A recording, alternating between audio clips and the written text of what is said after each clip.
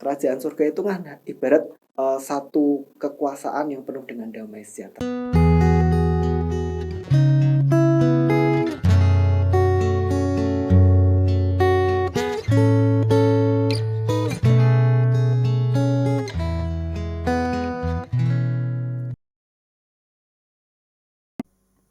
Shalom teman-teman, Koremia YC kami Salatiga yang kasih Tuhan. Kita bertemu kembali dalam virtual fellowship Koremia YC. Saat ini kita akan memulai ibadah kita. Oleh karena itu, dengan penuh semangat, mari kita angkat pujian bersorak-sorai.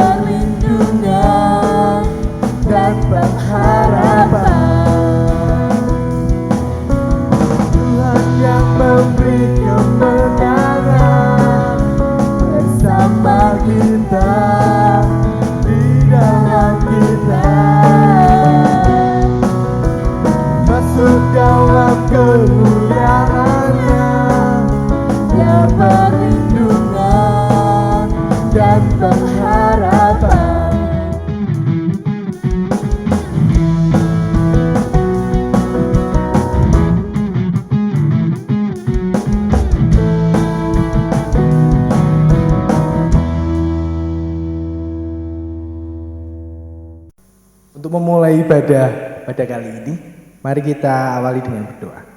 Terima kasih Bapa, terima kasih Tuhan Yesus untuk penyertaan-Mu selama ini. Kamu berkati kami, walaupun kami berada di jauh, berada di tempat kita masing-masing. Berkati kami dalam ibadah ini agar ibadah ini dapat memberkati dan dapat saling mengeratkan Koremia YC dimanapun berada. Terima kasih Bapa, di dalam nama Tuhan Yesus kami berdoa dan mengucap syukur. Haleluya, amin. Tuhan tidak hanya menjadi juru selamat bagi kita, tetapi lebih dari itu, Tuhan menjadi gunung batu dan perisai bagi kita. Karena Tuhanlah kita mampu menghadapi badai. Karena Tuhanlah kita mampu menghadapi saat-saat sulit seperti ini. Mari kita persiapkan hati kita untuk mendengarkan sabda kebenaran firman Tuhan. Engkaulah perisaiku.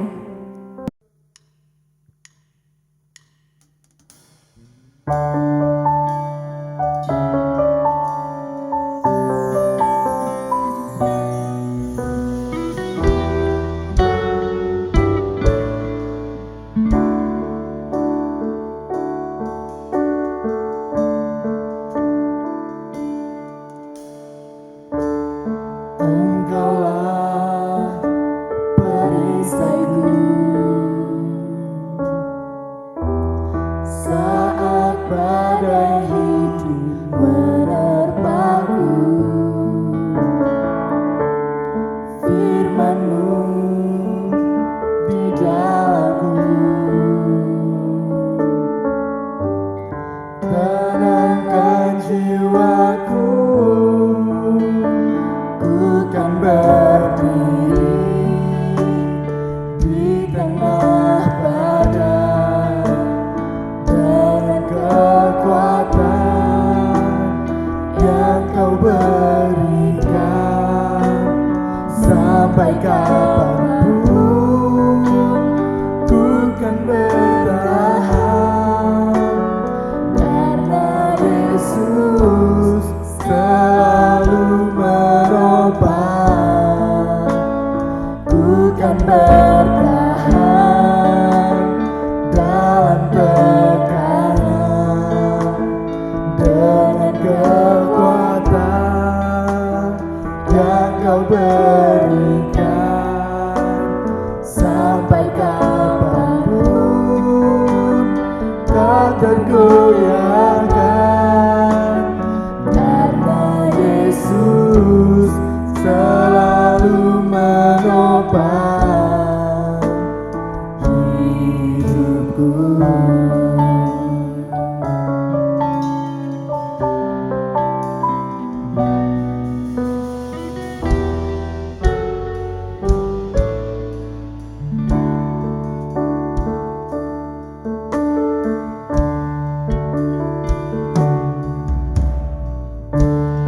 Engkaulah perisaiku saat badai hidup menerpaku. Firman-Mu di dalamku tenangkan jiwaku. Ku kan berdiri di tengah badai dengan kekuatan yang Kau berikan. Sampai kapanpun ku kan bertahan, karena Yesus selalu menopang. Ku kan bertahan dalam tekanan dengan kekuatan yang Kau berikan. Sampai kapanpun tak tergoyahkan, karena Yesus selalu menopang hidupku.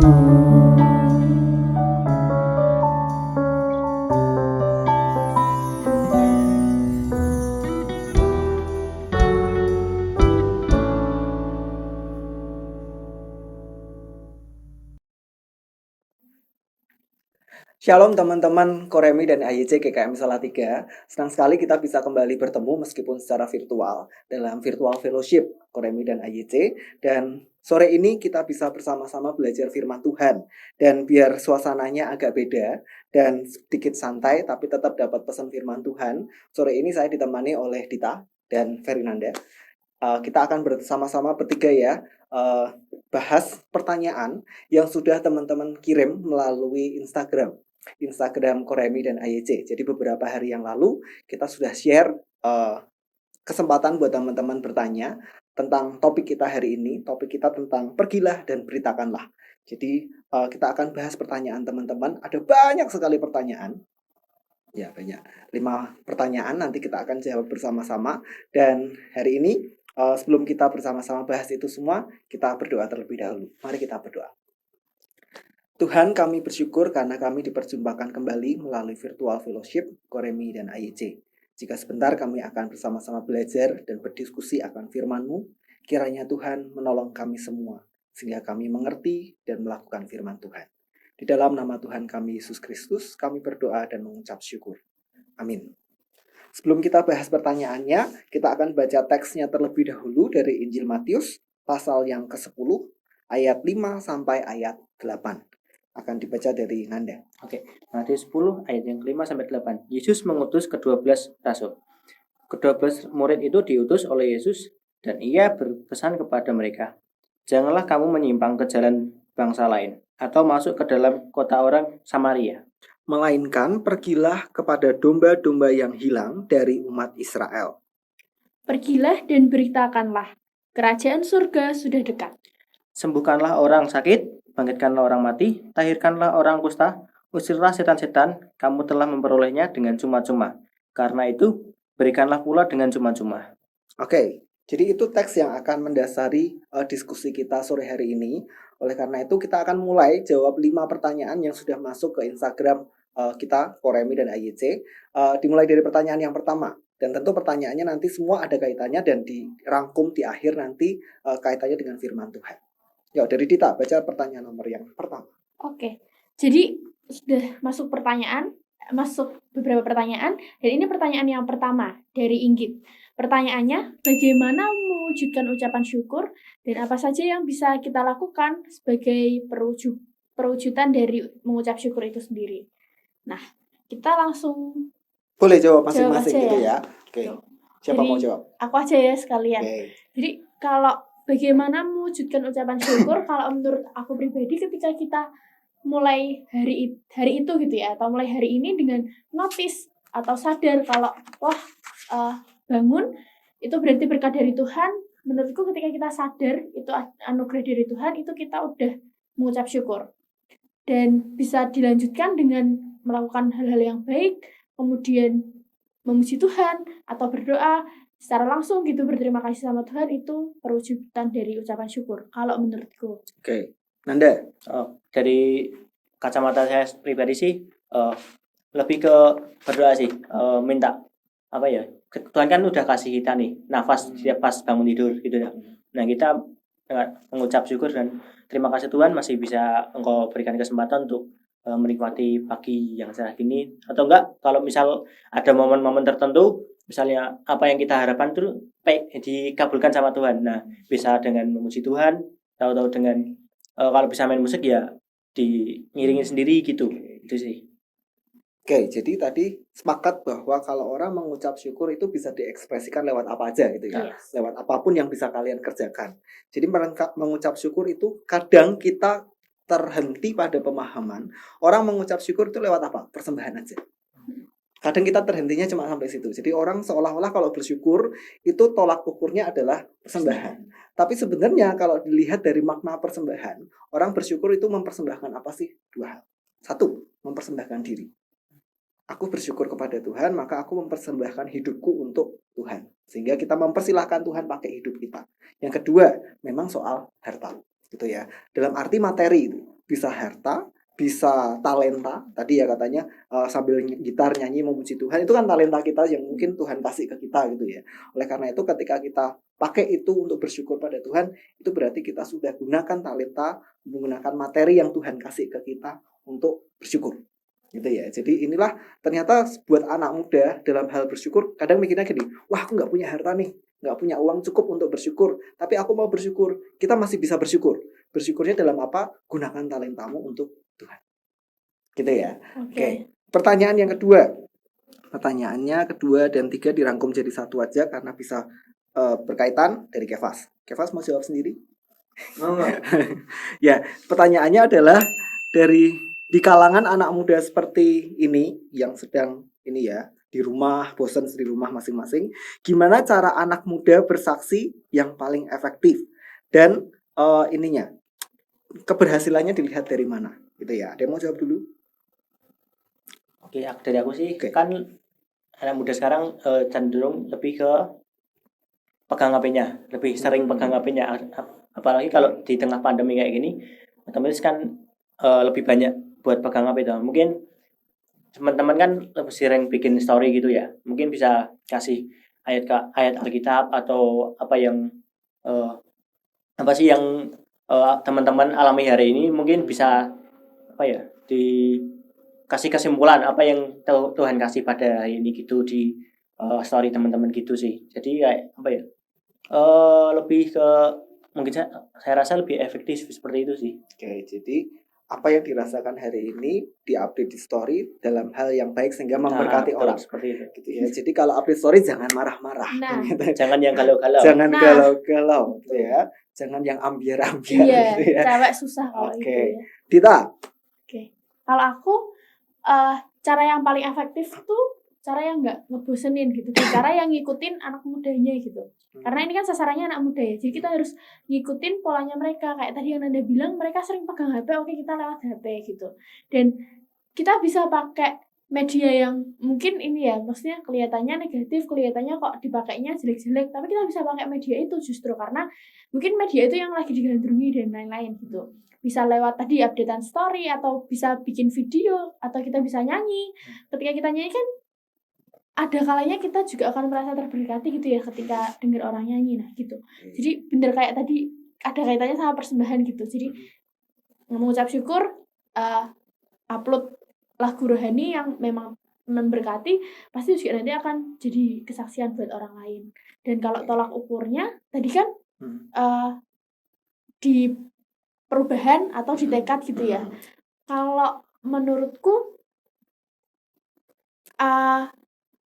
nggak cukup di tekad aja gitu Kak. Jadi oke, baik gitu ada tekad untuk bersaksi gitu ya, untuk memberitakan cinta kasih Tuhan melalui apapun, tapi dibarengi dengan perubahan dari orang-orang yang kita kasih berita itu jauh lebih baik gitu. Entah perubahan yang kecil gitu, seenggaknya ketika dengar gitu ya, dengar berita yang kita kasih, mereka langsung oh iya ya, aku lupa nih.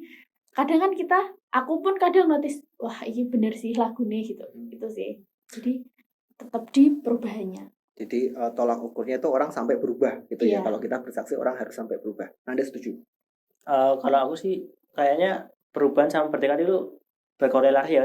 Artinya ada hubungannya. Kalau misalnya kalau kita cuma punya tekad aja kan kita nggak cukup dong, harus ada perubahannya. Oh, orang ini mau bertekad ngasih sesuatu yang kedepannya baik gitu loh. Tapi nggak ada perubahan sama sekali ya, orang nggak bakal notice itu sih. Gitu.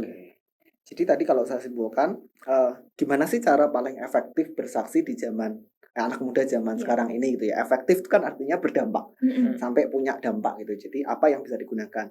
Saya rasa sih yang paling sederhana, tunjukin kalau kalian ini anak muda Kristen. Gitu ya. Sekarang ini kan kita diminta untuk yuk ngeblend dengan orang lain lebih mudah, tapi kebablasan gitu ya. Jadi orang terlalu masuk sampai lupa identitasnya sebagai anak muda Kristen. Gitu ya.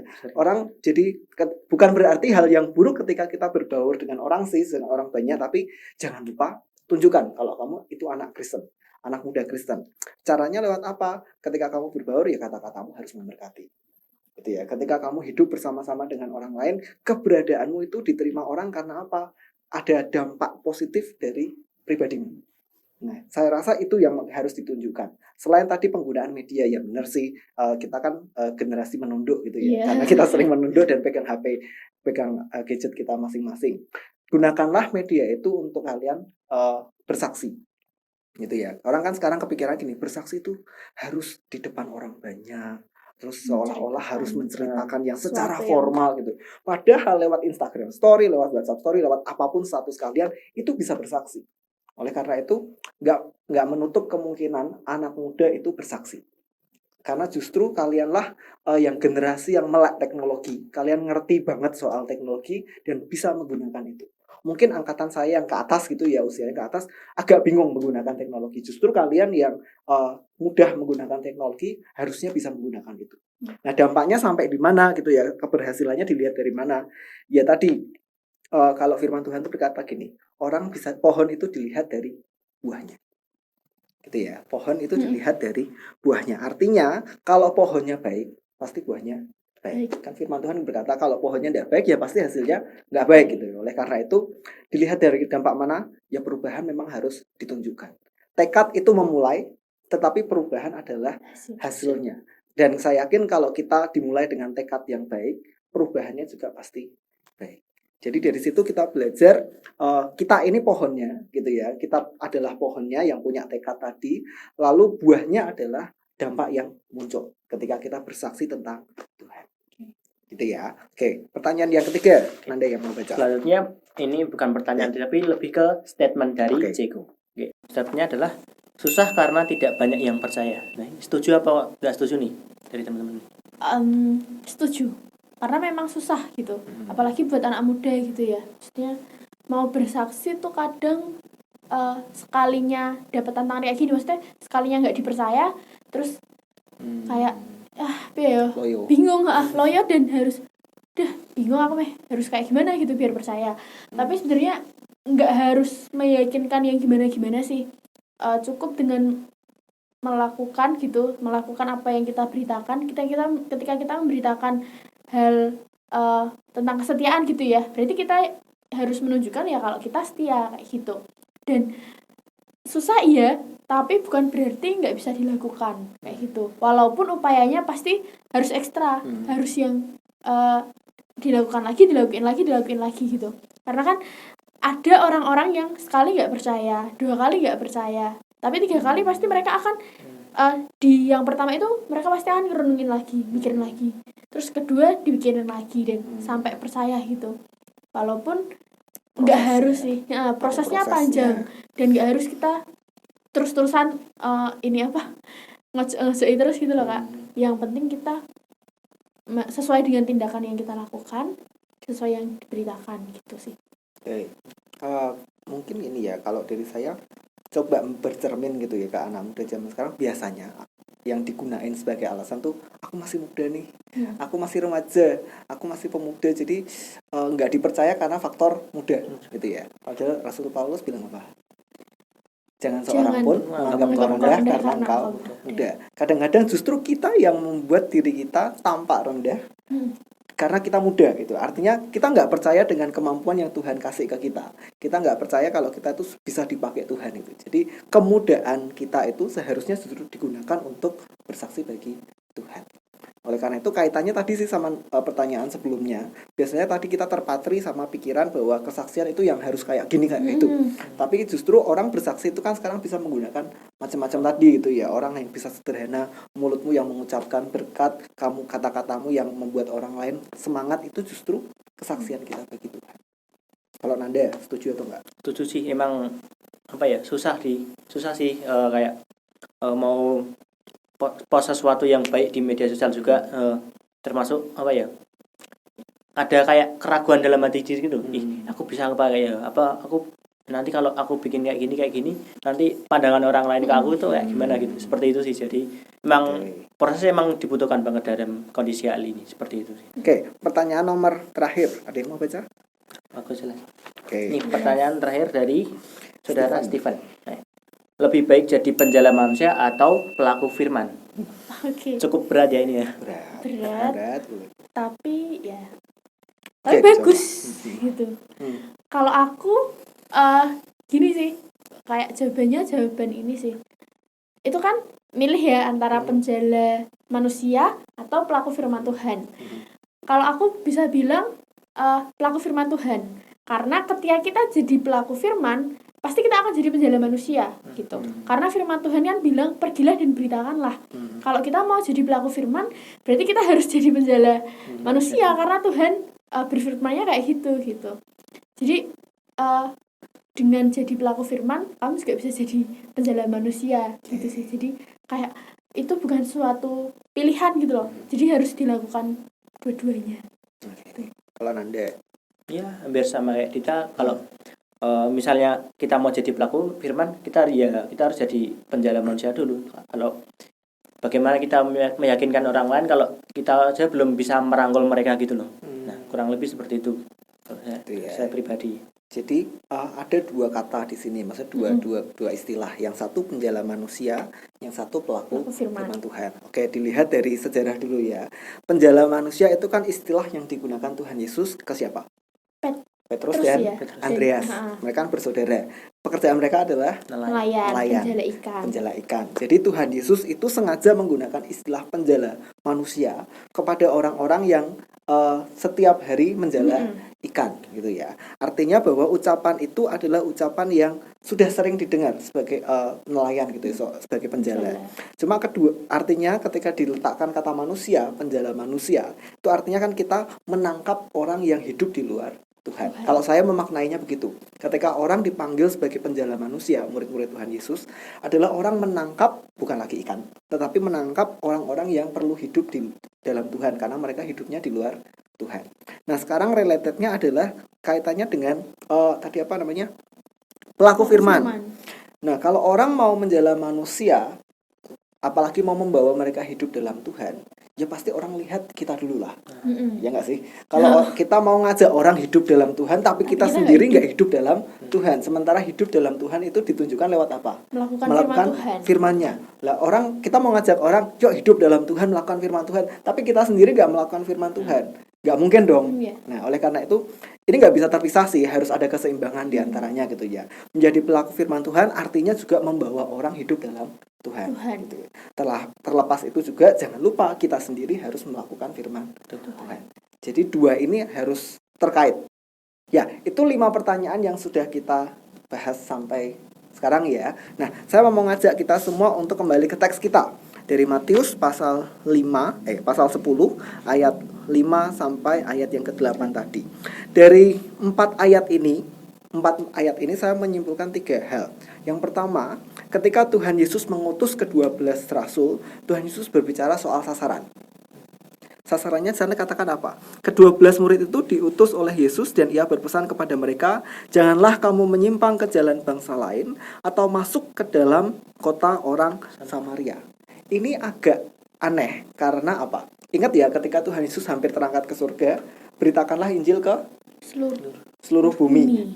Kalimatnya dimulai dari Yerusalem ke Yudea, ke Samaria, kemudian sampai ujung bumi. Nah, bukan berarti ini sebuah pertentangan sih. Cuma kita mau belajar secara sederhana gini. Kenapa orang murid-murid Tuhan Yesus waktu itu dilarang berbelok ke jalan orang Samaria? Kaitannya adalah ini mau menunjukkan sasaran yang paling memungkinkan buat kalian mengabarkan Tuhan Yesus. Artinya apa? Samaria itu artinya ketika kita diminta untuk mengabarkan dimulai dari orang-orang Israel, kan di sana ditunjukkan, melainkan pergilah kepada domba-domba yang hilang dari umat Israel. Jadi sasaran kita ketika memberitakan Tuhan Yesus, memberitakan bersaksi tentang Tuhan adalah kepada domba-domba yang hilang dari umat Israel. Artinya ini mau menunjukkan orang-orang terdekat kita, gitu ya.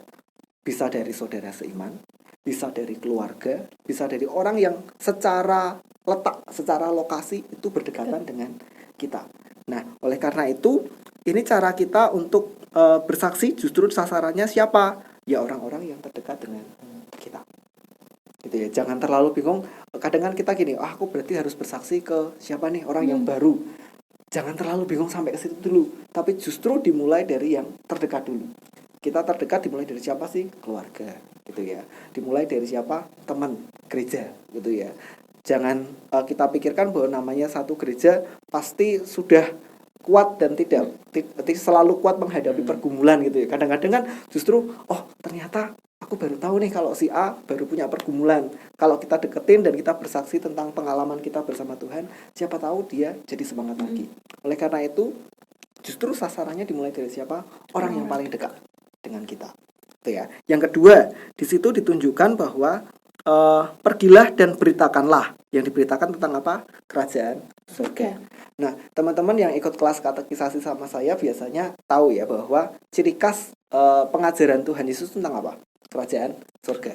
Ya, tentang kerajaan surga. Jadi hal kerajaan surga yang harus diberitakan. Tentang apa sih kerajaan surga itu? Nah, ini kaitannya dengan pengharapan akan pertolongan Tuhan. Kerajaan surga itu kan ibarat satu kekuasaan yang penuh dengan damai sejahtera, semua baik-baik saja. Oleh karena itu, kalau kita mau memberitakan tentang kerajaan surga, berarti justru disitulah kita membawa pengharapan di tengah-tengah orang sekitar kita, dimulai orang terdekat tadi. Kalau orang terdekat kita sedang hilang harapan, justru tugas kita memberikan dia pengharapan. Pengharapannya dalam siapa? Dalam Tuhan. Terakhir, di sini soal motivasi. Kamu telah memperolehnya dengan cuma-cuma. Karena itu, berikanlah pula dengan Cuma-cuma. Nah, ini kaitannya motivasi kita untuk bersaksi tentang Tuhan. Biasanya apa sih yang memotivasi kalian untuk bersaksi tentang Tuhan? Karena udah ngalamin sendiri sih dari kasih Tuhan tuh kayak cinta kasih Tuhan tuh kayak gimana, terus ya Oke. pede aja nge-share tentang cinta kasih Tuhan di media sosial Karena gitu. mengalami sendiri cinta Nah, kasih Tuhan. Kalau Dita, Biasanya sih lebih ke gimana ya Kak? Biar pada tahu kalau aku tuh sebagai anak Tuhan tuh juga diberkati Tuhan setiap hari gitu loh. Jadi pengen menunjukkan aja sih berkat Tuhan. menunjukkan berbagi berkat Tuhan gitu ya, lewat pengalaman yang bisa di-share gitu ya. Oke, jadi di sana ada kata diberikan secara cuma-cuma. Berarti kalau orang seharusnya bersaksi tentang Tuhan itu harus cuma-cuma. Artinya dia tidak punya motivasi mencari keuntungan. Gitu ya. Kalau orang seharusnya bersaksi tentang Tuhan nggak cari untung gitu loh. Artinya, oke, saya mau bersaksi tentang Tuhan asal saya diberkati dulu. Itu kan berarti mencari keuntungan gitu ya. Saya mau bersaksi pada Tuhan asal dapat ini dan itu. Itu sama saja kita bersyarat loh. Padahal Tuhan mencintai kita kan tidak bersyarat gitu ya, tanpa syarat. Justru pertanyaan yang harusnya buat permenungan kita gitu ya. Kenapa sih anak muda zaman sekarang sulit bersaksi gitu ya? Mungkin karena takut dibilang sok-sokan, sok-sok rohani, takut dibilang enggak update dengan hal-hal yang harusnya lingkup kalian kayak gimana sih gitu ya, nongkrong di mana update, tapi kok update-nya tentang firman Tuhan misalnya kan enggak gaul nih gitu. Takut di skip dan segala macamnya gitu ya. Mungkin itu alasan-alasan kalian gitu, tapi justru yang mau saya katakan adalah biarlah itu menjadi passion. Kalau orang sudah passionnya memberitakan Tuhan gitu, bersaksi bagi Tuhan, dia mau gimana pun lingkungan dia punya keadaan apapun gitu ya, dia akan tetap bersaksi tentang Tuhan. Oleh karena itu justru dimulai dari mana? Kebiasaan. Ya, dibiasakan yuk jadi anak muda yang bersaksi, jadi anak muda yang kalimatnya memberkati, jadi anak muda yang statusnya itu baik gitu ya. Apalagi zaman sekarang kan banyak hoax, jangan cuma nge-repost hoax gitu ya. Apalagi kalau galau-galau gitu ya. Kalau membuat kita nggak terberkati, buat apa sih gitu ya. Oleh karena itu, jadilah anak muda, apalagi anak muda Kristen gitu ya, yang memberkati karena apa? Memberitakan firman Tuhan, memberitakan Tuhan Yesus yang sudah memberkati kita semua. Jadi itu kita bisa berdiskusi bersama-sama dan kita belajar sampai saat ini, biarlah firman Tuhan menolong kita. Dimulai bersaksi, dimulai dari orang-orang terdekat kita, dan apa yang kita kabarkan, pengharapan tentang kerajaan surga yang sudah dekat, yaitu pertolongan dari Tuhan. Dan motivasinya harus dikerjakan dengan cuma-cuma. Dan apapun yang bisa kita kerjakan sekarang, kerjakanlah sekarang. Jangan tunda lagi. Tuhan Yesus memberkati.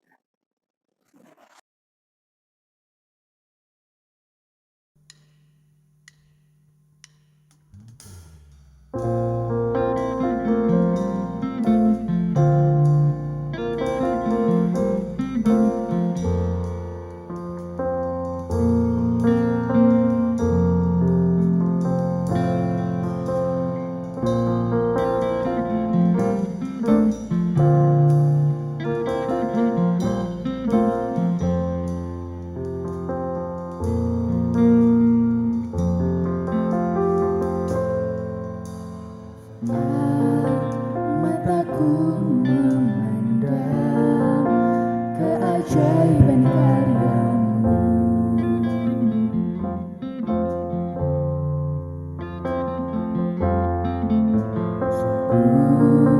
Siapakah aku ini yang engkau hargai dan cintai? Selalu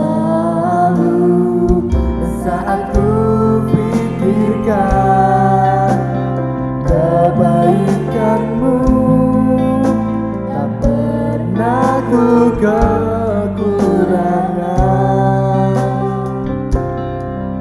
Saat ku renungkan kesetiaanmu esok aku jalan tanpa keraguan, serahkan terus ada. Selain pertanyaan yang kemarin dikirim di Instagram Koremi dan AYC, ada beberapa pokok doa. Oleh karena itu, kita akan bersama-sama berdoa dan mendukung pokok doa yang sudah masuk dikirimkan ke kita dan dalam doa syafaat. Mari kita berdoa. Tuhan, kami bersyukur karena kami masih diberikan kesempatan untuk sama-sama melaksanakan ibadah melalui virtual fellowship Koremi AYC. Kami berdoa membawa untuk teman-teman komisi remaja maupun teman-teman komisi pemuda, biarlah di tengah-tengah kondisi saat ini, di tengah-tengah kebosanan yang mungkin mereka alami, di tengah-tengah aktivitas mereka yang hanya di rumah dan bingung melakukan apapun, tapi kiranya Tuhan terus boleh memberikan semangat untuk kami semua untuk terus berpengharapan kepada Tuhan dan terus mengikuti peribadahan melalui virtual fellowship kali ini dan selanjutnya, sehingga kami terus boleh dilengkapi dengan kuasa Tuhan, kami boleh terus dilengkapi dengan sukacita yang daripada Tuhan, sehingga kami dapat menghadapi hari-hari kami dengan pengharapan kepada Tuhan. Kami berdoa untuk kami masing-masing, biarlah terus dipenuhi dengan semangat untuk rindu dan kepada Tuhan. Kami menyerahkan teman-teman kami, komisi remaja dan pemuda. Tuhan, kami juga berdoa saudara-saudara kami yang mungkin di tengah pandemi ini kehilangan pekerjaan sehingga kesulitan secara finansial, biarlah mereka boleh tetap bertekun ya Bapak kepada Engkau dan boleh terus berpengharapan kepada Engkau ya Bapak. Engkau sertai mereka selalu, apapun yang mereka butuhkan pasti Engkau sediakan ya Bapak, dan kami percaya akan hal itu, dan biarlah di tengah pandemi ini kami boleh bersyukur selalu ya Bapak dalam apa yang telah Engkau berikan kepada kami. Kiranya Engkau boleh kuatkan kami ya Bapak dalam menghadapi pandemi ini. Dalam nama Yesus Kristus kami serahkan doa kami. Kami juga berdoa untuk teman-teman yang saat ini masih harus belajar dari rumah, baik kuliah maupun sekolah. Kiranya Tuhan memberkati mereka sehingga mereka terus semangat dalam belajar dan boleh mengerjakan semua tugas-tugas dengan penuh sukacita. Kami berdoa untuk teman-teman yang dalam proses tugas akhir, kiranya Tuhan memberkati mereka dalam mengerjakan tugas akhir tersebut, sehingga pada akhirnya mereka boleh mempersembahkan semua kepada Tuhan, karena sesungguhnya Tuhanlah yang menolong mereka. Kami juga berdoa untuk teman-teman yang masih harus bekerja, Tuhan berikan mereka kekuatan, kesehatan, bahkan hikmat dari Tuhan sehingga boleh mengerjakan tugas-tugasnya dengan penuh sukacita. Kami berdoa pula untuk teman-teman yang saat ini sudah lulus dari SMA dan segera mencari tempat studi selanjutnya. Tuhan kiranya menolong sehingga mereka boleh menemukan tempat studi yang terbaik, karena itu semua pertolongan dari Tuhan. Terima kasih ya Tuhan atas persekutuan yang indah dalam virtual fellowship ini. Biarlah kasih karunia, rahmat dan damai sejahtera dari Allah Bapa, Putra dan Roh Kudus menyertai kami semua dari sekarang sampai selama-lamanya. Amin.